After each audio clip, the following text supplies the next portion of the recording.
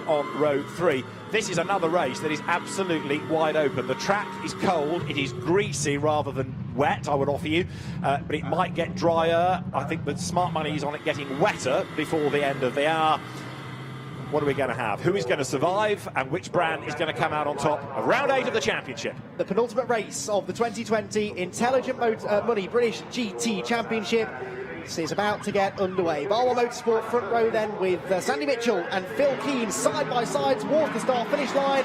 The lights go out, we're away and racing again at Snetterton. Good start made by Mitchell on the inside line. Now, will the two teammates play ball here and try and work together into turn 1? The answer appears to be no. Phil Keane charges round the outside of Mitchell and grabs the advantage. And look at the number 10 car of Jack Mitchell from 10th on the grid, is inside the top 5 already. Really good move that by Phil Keane, because in a sense he was on the more advantageous side of the grid, wasn't he? The outside line where the grip can be found, he used that to his advantage, so he has hit the front. As here you've got Patrick Kuyala trying to gain ground as well. The GT4 cars scrabble out of Wilson hairpin with there. Look, the Aston Martin taking to the dirt. Matt Cowley with his elbows out trying to keep the Mustang ahead as they dive down towards turn 3, but Aston Martin goes through. 97 there. Jamie Caroline leads in GT4. Matt Cowley in the mighty Mustang goes second. It's Patrick Kibble in 3rd place, and at the moment the McLarens are trying to play catch up. Yeah, Kibble had a good run there out of Palmer's. I think he was attacking Cowley for 2nd place as they drop down into Agostini. We're on board meanwhile with Kuyala, who started in 5th position. I think he's still in 5th. Right behind him, Mitchell and Osborne side by side,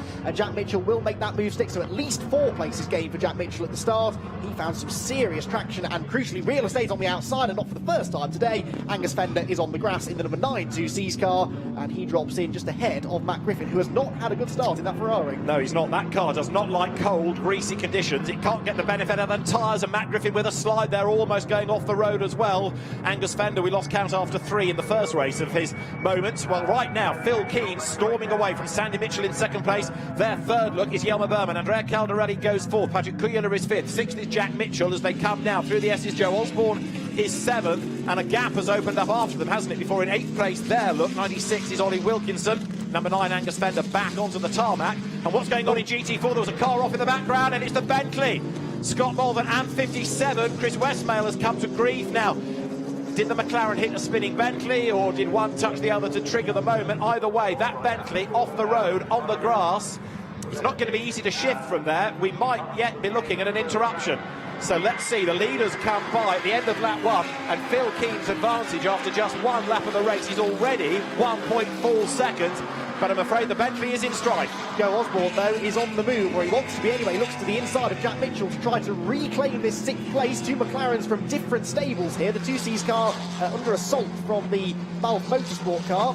The Balfe Motorsport car has to stay behind. Osborne on the tight line through Riches just couldn't carry the speed off the corner.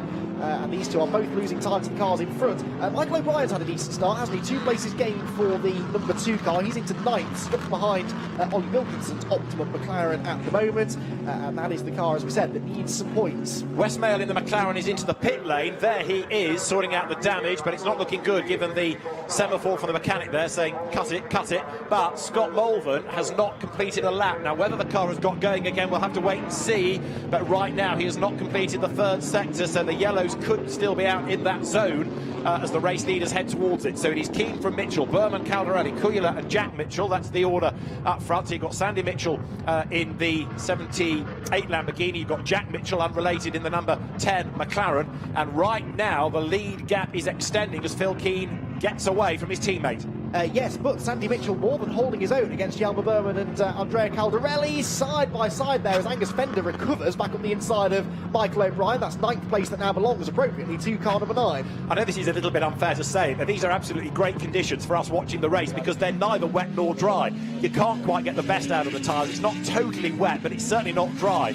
And the effort having to be put in by the drivers is absolutely spellbinding, and it's giving us constantly changing fortunes. As you can see it, the car's having to tiptoe out of the corner. Suddenly, drivers accelerate and realise the grip wasn't there and have to go into plan B.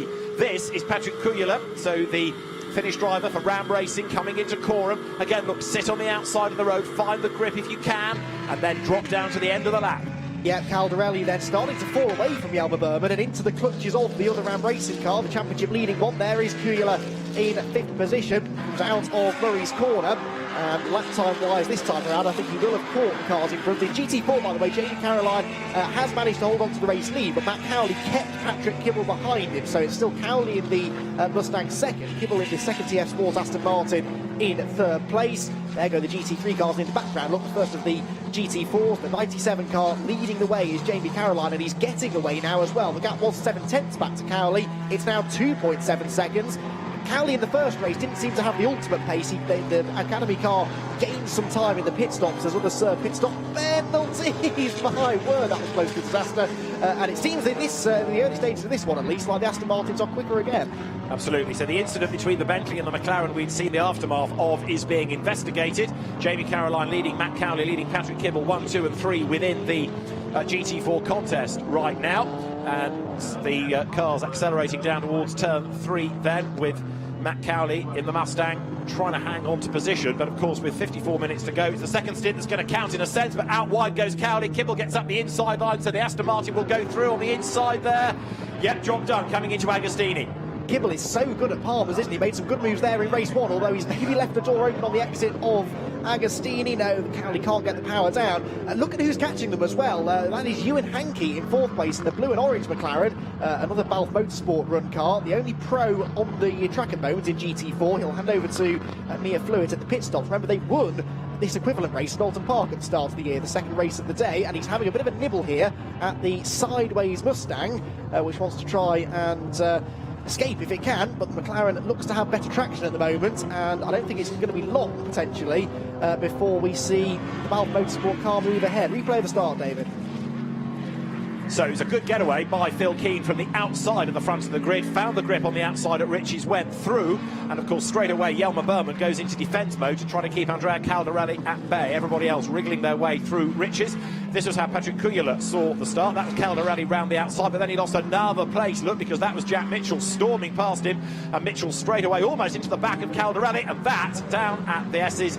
The McLaren almost hit by the Bentley, but they clearly got themselves together and tagged the Bentley into a spin. Scott Mulvin did get to the pit lane, but has stayed there, and so too the McLaren. So both of those cars, I fear, with enough damage to be out of the race. Either way, it is a long stop, and you're as good as out. And Scott Mulvin then officially never completed a lap in this race, and yet he's under investigation for 2 separate incidents. He had that contact with the 57 car, also had contact at some point with Angus Fender. That may be why Angus was on the grass going through Hamilton on the opening lap. So a lively opening lap for the Bentley, and not really in the right way. McLaren battle continues then. Jack Mitchell 6th, Joe Osborne 7th. They're losing time to the cars in front, 3.5 seconds behind Patrick Kujala in 5th position, but Osborne no longer clambering all over the rear of the number 10 car. Takes a tighter line into Agostini, but as we saw in race 1, that isn't really where the grip is in these damp and greasy and slimy and horrible conditions. The drivers hate these conditions, but David, as you said, we enjoy them because we really see the drivers earning their money. Absolutely. Just imagine what Silverstone's going to be like in November. As I say, you don't need a suntan lotion for that event, I fear. Now, right now, Phil Keane is getting away. He's 4 seconds to the good and does not have any extra time to serve in the pit, so it's very much advantage Barwell at the moment. Barwell's weather forecast, weather radar, is saying there is more rain on the way, so build up the lead now for Adam Ballon to preserve in what could be a really treacherous, really testing second stint. Phil Keane, who has come so close to winning this championship for so many seasons we've lost count, he leads the way and has done the absolute fastest speed of anybody thus far within the first sector, doing exactly what he's here to do, which is to go flat out, build up the gap for his co-driver to try to preserve within that second stint. Up towards the timing line then comes Lamborghini number 72. The gap last time was 4 seconds. It's a Barwell 1-2, of course, because Sandy Mitchell is still there in second spot. And Phil Keane breaks the beam now to put 4 laps in the book. Is the margin over 5 seconds yet between the two sister cars? Not quite. 4.8 is the margin, 1-2. Phil Keane and Adam Ballon's one and only win so far this year came at Alton Park in the second race. They finished 7th in race 1 and won race 2. Well, guess where they finished this morning? 7th, and they are leading at the start of race 2. So they've got this down quite well, haven't they? Get Phil Keane some clean air at the start of race 2, build a gap, and then hope that Adam can defend it in the final 20 minutes or so of the race. Back to GT4 meanwhile, and the 58 car is starting to make its presence felt, isn't it? That's Patrick Mathiasson, 5th position at the moment, 2nd in the championship, and 2 or 3 places here potentially up for grabs before the end of the stint. He's closed in on these two as they're dicing away. and Hankey hasn't yet been able to do anything about Matt Cowley, so it's all kind of bunching together. That's right. Now, the 58 McLaren was second earlier on in the day, so having served 10 seconds in race 1, which was partly why it lost a possible win, it's still got to serve 7 in this race. So once more, Jordan Collard in the second stint is going to have to really work hard to make sure that car stays in contention right to the very end. Patrick Mathieson at the moment stuck there, as you see, in 16th overall behind Ewan Hankey. We've touched on the fact that championships can't be resolved. There is one that can be, and that's the Pro-Am in GT4, because really there's only that one car of Mia Fluid and Ewan Hankey in it, so it's a notional win. But in terms of the outright GT4 contest, that's going to go down to the wire, and it is still wide open, which is great to see. Yeah, absolutely. There's still at least 4, arguably 5 teams that could win the GT4 category, and the same therefore goes for the GT4 Silver Cup as well. So, including 2 of the cars in your shot here, and also nice to see, almost joining in the fun, is the 42 car of Ben Tuck. Century Motorsport have had, by their usually high standards, a dismal season really, haven't they? They had that one event at Brands Hatch where they suddenly found some speed, but everywhere else this year they seem to have been suffering a little bit, and that car is just creeping onto the tail of the Mustang train now, because Matt Cowley is defending well, all under pressure now. Ewan Hankey from the 58 of Patrick Mathieson. We saw that a lot in race 1. You can get that tight line through Oggies, but getting the power down on the exit, that is the tricky bit, and that's where the wide line comes into its own. Yeah, it looks as though Ewan Hankey just lost grip for a split second, and that gave the impetus, and there, absolutely on the ragged edge, is Jamie Caroline. He's always been an exciting driver to watch, sliding the car down through Brundle and Nelson, being chased by teammate Patrick Kibble. This is GT4. Their third in the class is Matt Cowley, 4th Ewan Hankey, and 5th Patrick Mathieson, who looks like he's got the pace, but he's a bit stuck at the moment as he comes into the bomb hole now. So through the right-hander, you can see Hankey defending. He's dropping back from Cowley, isn't he? That gives, to a degree, Matt a free ride. Now, what does he have to make up against the Astons ahead? Nearly 3 seconds to Patrick Kibble.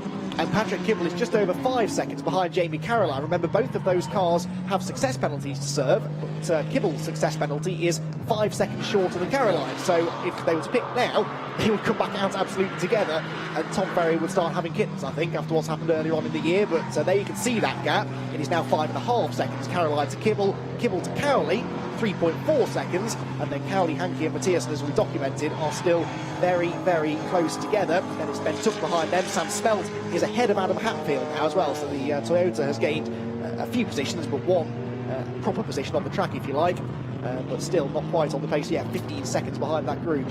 No, for a car that's been struggling for traction all weekend, these are probably the worst conditions now. As I said earlier on, it's neither really proper wet nor certainly not dry. So that car in this no man's land as far as the weather is concerned. Now, what's interesting is that there are relatively more slower laps than quicker laps, if that makes sense. Not that many people are continuing to set personal best laps, which does suggest that the weather is deteriorating once more. Going on board Lily in the first half of the lap. Snetterton 300 circuit, of course, covers quite a lot of ground, so it can often be slightly different at one end of the circuit than the other. Yeah, it did look like it was maybe deteriorating slightly. As there we have the change. Ewan Hankey is ahead of Matt Cowley now, and Cowley's been delayed somewhere there because he's now under even more pressure from Patrick Mathieson, and this matters for the championship. Mathieson goes to the inside, can't do it, goes to the outside. The Mustang, we know, is good in a straight line, but the McLaren should be better on the brakes. Can he find a gap around the outside? This is super close. Ewan Hankey is almost off the road as well, but I think Mathieson has gone around the outside at Brundle. He's got the inside at Nelson, and the Mustang, we know, cannot get the power down on the exit of the corner. It tries to get its nose back on the inside, but Patrick Mathieson having none of it, and he goes through. So 2 places lost for Cowley. Matt Cowley, for a moment, I thought was just going to bulldoze him out of the way. That Mustang looms over the McLaren, doesn't it? He's got the inside, though, coming into Coram. Matt Cowley tries to get the place back. The Mustang has the room, but it's all sideways, fighting for grip. All of this, of course, is enabling Ewan Hankey to get away. Patrick Mathieson is ahead, but then he breaks a fraction late coming to the end of the lap. That brings Cowley onto his tail. There's the very impressive Ben Tuck next in the queue as well. So as they head up towards the line, you've got 3 of them all squabbling now. HHC has lost 1 car, remember, out of the race already. Patrick Mathieson has gained a place, but this is getting very, very leery between the 3 of them. Down towards Riches. Matt Cowley again, perhaps to line up for a go on the inside if he can find the room coming out of the corner. Patrick Mathieson fending him off. He moves across, covers the line. Cowley thinks about the outside. He got it wrong here, didn't he, at the end of race 1 and lost some places.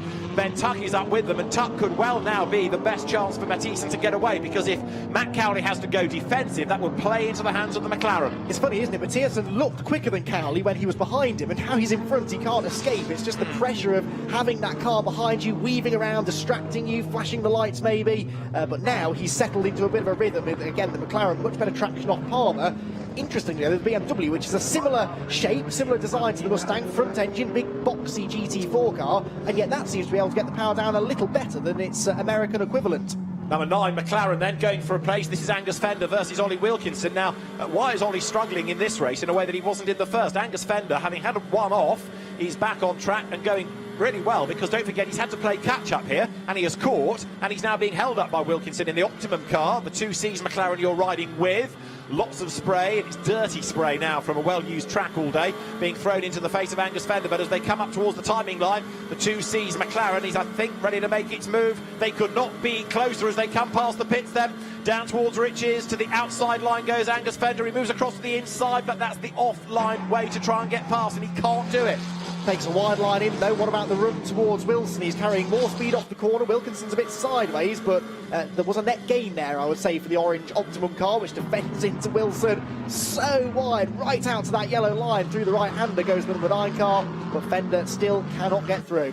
We were discussing in the first race about how the McLarens were coping well with the conditions that I think it is fair to say were wet conditions, whereas these I would still label as greasy. McLarens are 6th, 7th, 8th, 9th and 10th. No better than that.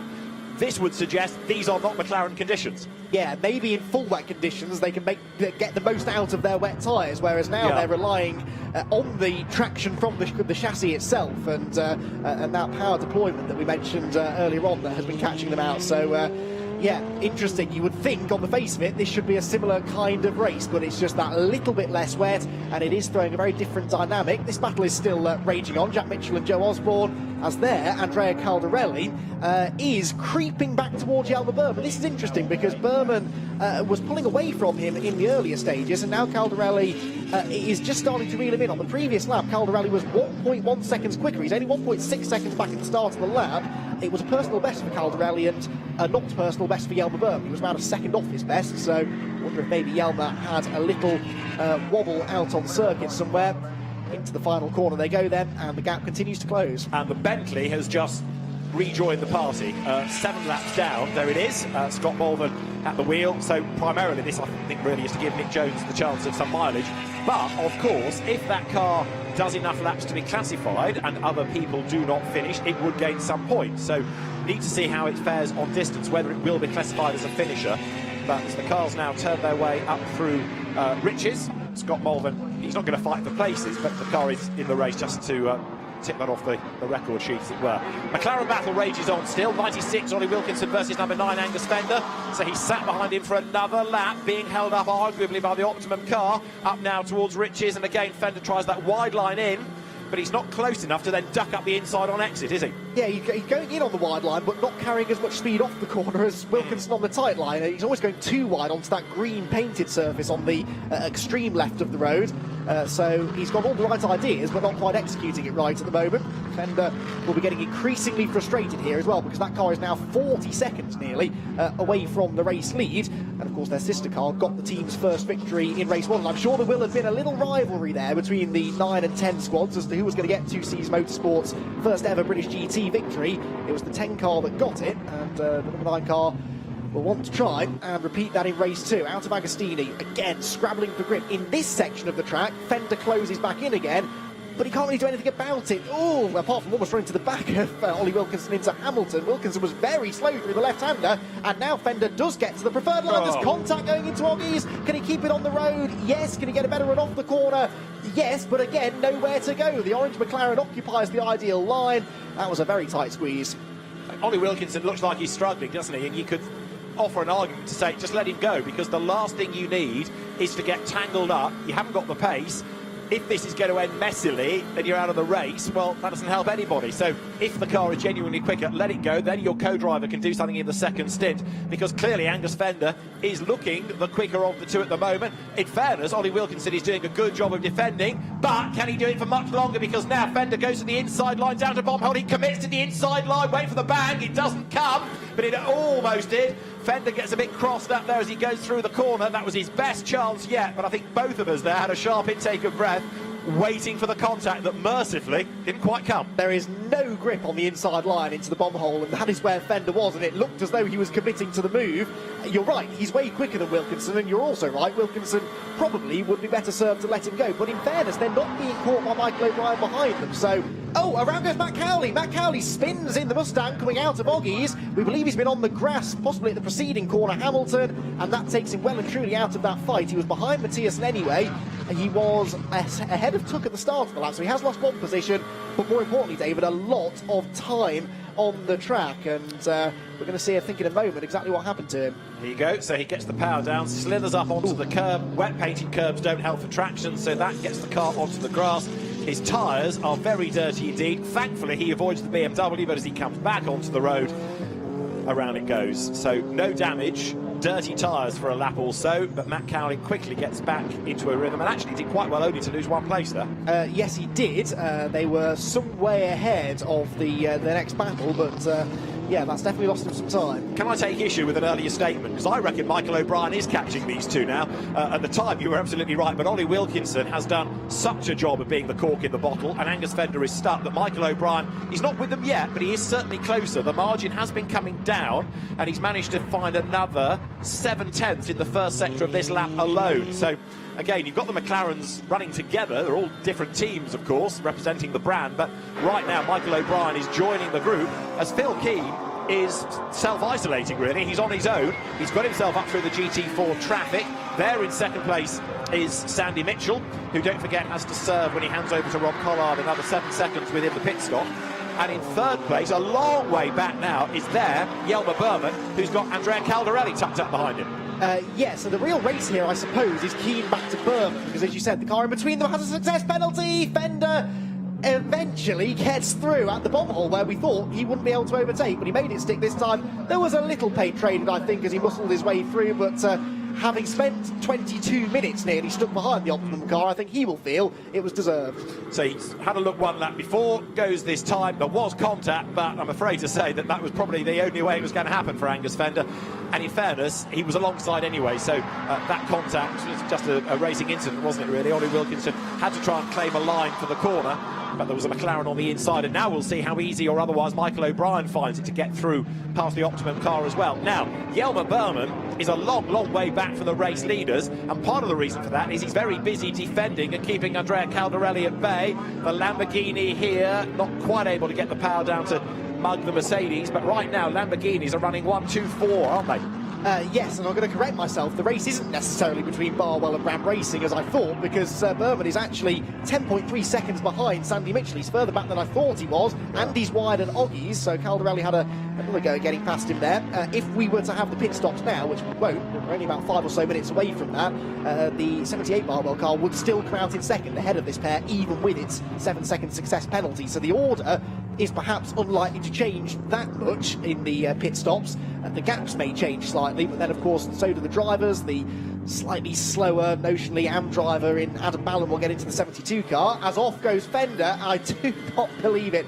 All of that hard work, 20 minutes of trying, he finally got past Ollie Wilkinson, and now he's got to do it all over again. Because Ollie Wilkinson is through, and so is Michael O'Brien on the inside. So 1 up, 2 back for Angus Fender. Then another grassy moment. He's got good drive out of the corner. He has come up alongside Michael O'Brien, who will have the inside line going into the S's, but it'll be the outside line for the second element. So into Brunville they will come, and there's a bit more contact between the two as Michael O'Brien says, come on, give me a chance, give me a bit of a line. But round the outside goes Angus Fender, gets the place back. These McLarens are pretty durable cars, aren't they? Especially Angus Fender's car, because that's had quite a lot of wear in this race. He's gained one of those 2 lost places back. Michael O'Brien has to try and do that all over again, but Angus Fender is having a very spectacular race indeed. The left-hand side of that number 9 car ain't going to be blue and black by the end of the day. It'll have bits of yellow, bits of white, bits of orange. It's been in the walls. I was thinking it was the perfect livery, because it looks a bit like a bruise, doesn't it? It's blue and black. There it is. Out of the final corner comes then now Angus Fender having got back ahead, but then comes into the pit lane. Yeah, pit window is open now for GT3 because we are into past the 22nd minute of racing. So in comes the number 9 car, and this is for Angus Fender to get out. And jumping on board the number 9 car will be Dean McDonald. No success penalty to serve, which is just as well because they lost a lot of time in that ongoing battle with the Optimum car. See the tear-off windscreen there, which is the car's version of what single-seater racing drivers have on their crash helmet visors. So rather than clean it, you just rip the windscreen off, go again, with all the mud and the dirt and possible oil and anything else that's been thrown into the face of the driver. There's the race leader, lest we forget. Phil Keane, who has done the fastest lap of the race, has dominated this stint. He's 8 seconds clear of Sandy Mitchell. So for Barwell, it's looking pretty good. Lap times still in a few cases are improving, but not consistently. So the road isn't necessarily any drier, nor is it any wetter than it has been. It's still in this halfway house situation. It's been a real challenge for the drivers within this opening stint, but it ain't going to get any better really for the AMs in the second part of the race. Dean McDonald then heads off into the race now. He will do the second stint in number 9 as Phil Keane accelerates on the Vert 1 drier line up towards the end of lap 12. Yes, and he will no doubt stay out right to the end of the pit lane window. Cars 9 and 96 under investigation for one of the bits of contact that they had, probably the final move that was made by Angus Fender, although it matters little in a way because he very swiftly gave the place back. Joe Osborne spent the entirety of his stint staring at the very familiar to him, I'm sure, rear end of a McLaren 720S, that of Jack Mitchell. They're still scrapping over 6th place, but the gap that was 0.6 of a second at the start of the lap has been 0.6 of a second pretty much since the start of the race. They've been very close together, traffic ahead. Will this give Osborne maybe an opportunity to move through? Again, you'd imagine Osborne will stay out there as long as possible to maximise the pro driver time. Just keep an eye on number 10 McLaren for a moment, then think about the sister car, because we identified Angus Fender had lost the place back to Ollie Wilkinson. Well, an incident between those two is being investigated, so it might not necessarily all have been down to Angus Fender going off the road. He might have had an assist in all of that, so the officials are going to look at it. There's a lot to review, some of which will be done during, some of which will be done after the race. Meantime, Jack Mitchell 6th,